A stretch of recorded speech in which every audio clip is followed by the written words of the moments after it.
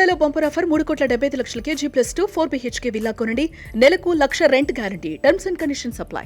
Welcome to Suman TV. Andhra Pradesh రాజకీయమే కాకుండా తెలుగు రాష్ట్రాల్లో పవన్ కళ్యాణ్ గారి పేరు రోజు రోజుకి మారు మోగిపోతుంది. దేశవ్యాప్తంగా అయిన పవన్ గారు తుఫాన్ అని మోదీ గారు అన్నప్పటి నుంచి రాజకీయాల్లో ఆయన నెక్స్ట్ స్టెప్ ఒక్కొక్క మెట్టు ఎక్కుకుంటూ అగ్రస్థానానికి ఎదగటం తప్పితే వెనకడుగు అనేది వేట్ల. పవన్ కళ్యాణ్ గారు ఉన్నది ఉన్నట్టుగా మాట్లాడతారనేది అందరికీ తెలిసిన అంశం.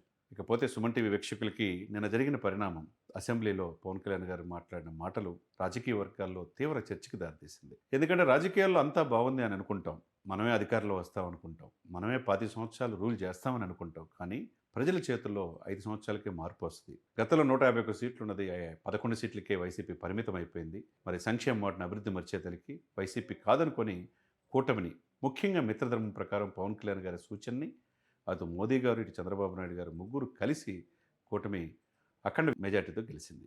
అంతా ఓకే, గుడ్. 4.5 దశాబ్దాల్లో చంద్రబాబు నాయుడు గారితో అనుభవంలో ఎప్పుడు లేని మెజార్టీ ఆంధ్రప్రదేశ్లో ప్రజలు ఇచ్చారు.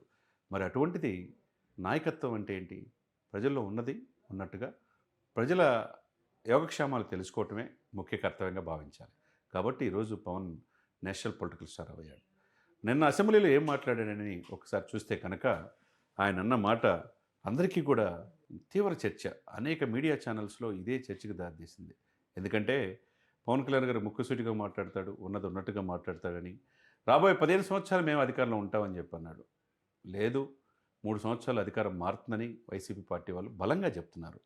ఆయన ఏమన్నాడంటే 11 మంది ఎమ్మెల్యేలు వైసీపీకి ఉన్నారు, 1100 మందితో సమానంగా వాళ్ళు విధులు నిర్వర్తిస్తుంటే మరి కూటమి ఏం చేస్తున్నట్టు ప్రశ్నించాడు. మరి ఎవరు గతంలో ఏ రాజకీయ నాయకుడు కూడా అంతా బాగుందని చెప్పుకుంటారు తప్పితే తను ఉన్నది ప్రాక్టికాలిటీకి దగ్గరగా వాళ్ళు బలంగా పుంజుకుంటూ దూసుకెళ్తున్నారు. 11 మంది ఉందే, 11 మంది ఎమ్మెల్యేలు, మనం ఇంత 124 సీట్లు వచ్చాం, మనం ఎక్కడున్నాం? సంక్షేమం పథకాలను ఎందుకు ప్రజల్లో తీసుకెళ్ళలేకపోతున్నాం? చేసిన పనిని ఎందుకు చెప్పుకోలేకపోతున్నాం అని అటు బీజేపీని, ఇటు జనసేనని, ఇటు టీడీపీని సుతిమెత్తంగా సూటిగా అసెంబ్లీలో ప్రశ్నించడం గతంలో ఏ నాయకుడు చేయాల. మరి అది గట్స్ ఉన్న నాయకుడు పవన్ కళ్యాణ్ గారు చెప్పుకోవచ్చు. 11 మంది ఉండి వాళ్ళు 1100 మందిలాగా వ్యవహరిస్తూ ఉంటే మనం ఏం చేస్తున్నట్టు? ఇంత మ్యాండేటరీ ఇచ్చి సక్సెస్ రేట్ 100% స్ట్రైక్ రేట్ ఇచ్చినప్పుడు కూటమి ఎందుకు ఈ యొక్క 2 సంవత్సరాలు, ఇంకొక నెలలో 2 సంవత్సరాలు పూర్తవుతుంది, ఎందుకు మనం చేసింది చెప్పుకోలేకపోతున్నాం? గ్రామీణాభివృద్ధిలో 23 ప్లేస్లు ఉండి ఫస్ట్ ప్లేస్కి వెళ్ళాం. రోడ్లు బ్రహ్మాండంగా ఉన్నాయి. ఆంధ్రలో జీవనాడి పోలవరం 2027కి పూర్తవుతుంది. రాజధాని పనులు శరవేగంగా జరుగుతున్నాయి. పెట్టుబడులు లక్షల కోట్లు వస్తున్నాయి. మోదీ గారి ఆశీస్సులు ఉన్నాయి. ఇన్ని ఉన్నప్పుడు ఎందుకు అభివృద్ధిని చెప్పింది మనం చేసుకోలేకపోతున్నాం? చెప్పింది చెప్పినట్టు చేసామనేది ఆ యొక్క సక్సెస్ నుంచి ఎందుకు చెప్పుకోలేకపోతున్నాం అని స్ట్రైట్గానే ఎమ్మెల్యేలకి చురకంటించారని చెప్పుకోవాలా. మరి వైసీపీ ఎందుకు పోరాడుతుంది? మనం ఆదమరిస్తే వాళ్ళు ఎప్పుడైనా రావచ్చు అనేది శుతిమెత్తంగా సంకేతం ఇచ్చినట్టే కనపడుతుంది. ఇవన్నీ ఒక ఎత్తు. పవన్ కళ్యాణ్ మెచ్యూరిటీ లెవెల్ ఉన్నది ఉన్నట్టుగా చెప్పడం. We are the custodian of people.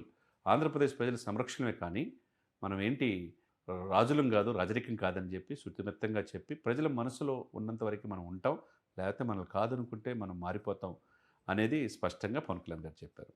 అదొక ఎత్తు.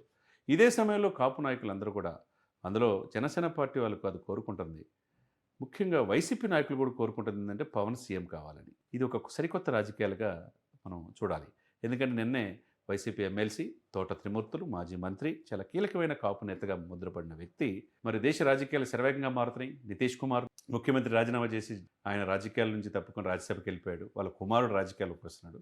అటువంటి సమయంలో కూటమి ధర్మం ప్రకారం చంద్రబాబు నాయుడు గారు కనుక జాతీయ రాజకీయాల్లోకి వెళితే డెఫినెట్గా ఆ స్కోప్ ఉంది అని చెప్పి అంటున్నారు.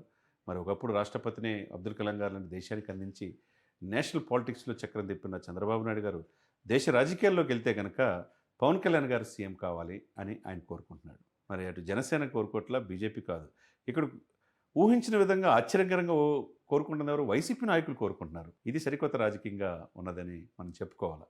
ఆయన చెప్తున్న మాట ఏంటంటే నితీష్ కుమార్ రాజకీయాలు వెళ్ళారు కాబట్టి వాళ్ళు కొడుకొచ్చాడు కాబట్టి ఈరోజు ఆంధ్రప్రదేశ్లో చిరకాల వాంఛ single largest community in the state of Andhra Pradesh 23% ఉన్న కాపు తెలగ బలిజలు పవన్ కళ్యాణ్ గారిని చూసి ఆ రోజు చంద్రబాబుని చూసి ఓటేశారు కానీ లొకేషన్ కాదు.